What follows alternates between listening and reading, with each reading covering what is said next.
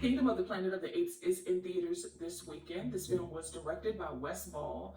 I'm not very familiar with his previous work other than The Maze Runner, but I am aware that he is directing The Legend of Zelda. And after seeing this film, I think that project is in really good hands because this film is a visual masterpiece. It felt so alive and realistic, four-dimensional. It was visually stunning, and I believe that this film will likely garner a lot of awards during award season.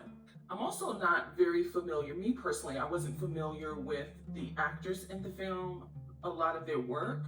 I know a few names here and there, of course, William H. Macy, the legend, but for the most part, I didn't know who was voicing what, which was an achievement, I believe, in how great the voice acting was, because I also wasn't distracted by a big name. I like that because a lot of times, especially in animation, a lot of big names are used instead of voice actors, and oftentimes that's a distraction. So I like that I didn't know most of the voices I was hearing in the characters because I can concentrate on the world and how visually stunning this film is. For the most part, I liked this film.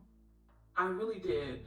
What I found difficult is if you haven't seen all of the films in this canon, the four films, this is the fourth in this installment, and I feel like if you don't know a lot about what had happened previously and you don't understand Caesar, the character that basically his legend and story was followed and handed over to a new generation of apes, you could get lost. They were really careful to strategically, without banging you over the head, they gave you these nuggets of Caesar's character and why one of the apes would want to assume his legacy, I'll say.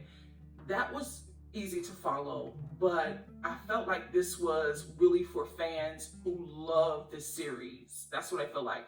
And another thing is that the ending was a little confusing too, because it didn't seem like it's going to be a continuation, but it's going, the next film in what's the beginning of a new installment is going to go back to the origin. It seems like an origin story is on the rise, which is a little confusing. So I think this again is for the audience who already loves these films. If you are just joining in, I feel like you have to see the previous films, even if you haven't seen them in a really long time. It would be better to catch up because you can get lost. Now, what captivated me was how visually stunning the film is. Basic story, like down to the skeletal bones, is there is an ape named Noah he's raised to believe that humans are not to be trusted.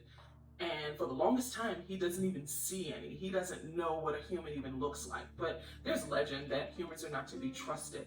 One day, these gorillas incinerate the village that he lives in. And so his family gets displaced. And he's got to go on a journey to find his family. Along the way, he meets a human and a gibbon who was also displaced. He builds a friendship with them, and three of them go on a journey to find their family, find their hive. Nothing new about this story. We've seen this, heard this story, seen this story a million times. Meanwhile, these gorillas that burned down Noah's village is trying to destroy every human on the earth, but they need the help of these apes. And so they kidnap them and basically, I won't say enslave because I don't know it's enslavement, but they definitely capture them and hold them against their will because there's power in numbers.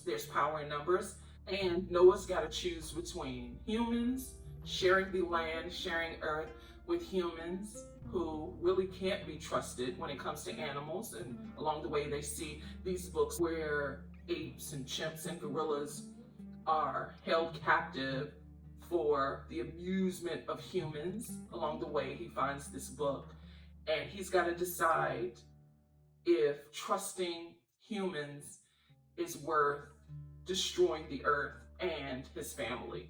basically. That down to the nuts and bolts. That's the basic premise of the story. Caesar plays a big part of this story, this installment, and the rest of, I think, since the book from the 60s. And so there is a primate who has assumed the legacy of Caesar under false pretenses and has installed himself as king and ruler over all primates with every intention of destroying the earth as they know it to recreate a new society where primates rule over humans. He, Caesar, did trust humans, but to his detriment. That's basically it. Easy story to follow, but I feel like a lot of what was done previously comes up here. So if you haven't seen the films or haven't seen them in a long time, you can get lost. The film is visually stunning. I saw this in Dolby, but the sound design, there was something wrong with the sound. There were a lot of abrupt sound drops as if they were jump scares that distorted the sound somewhat, but the score is beautiful. And again, it is, I cannot say enough how beautifully stunning this film really is. It felt so real. But the story, it felt recycled a little, but I feel like it's still worth it because the actors behind these characters did a really good job. The voice acting is so good. It felt like we were really following this journey because the inflection of their voice, the emotionality of their voice really did carry through and penetrate through these primates. Now this film is over 2 hours long. A lot of the middle of the film I feel like could have been cut out just a little bit or shaved down maybe a good 10-15 minutes to keep it tight and keep it going. I think the third act was dragged out a little too long too, but I still felt invested based on the choreography and the stunt work of the characters. At any rate, Kingdom of the Planet of the Apes is currently in theaters now. See it on the biggest screen you can find.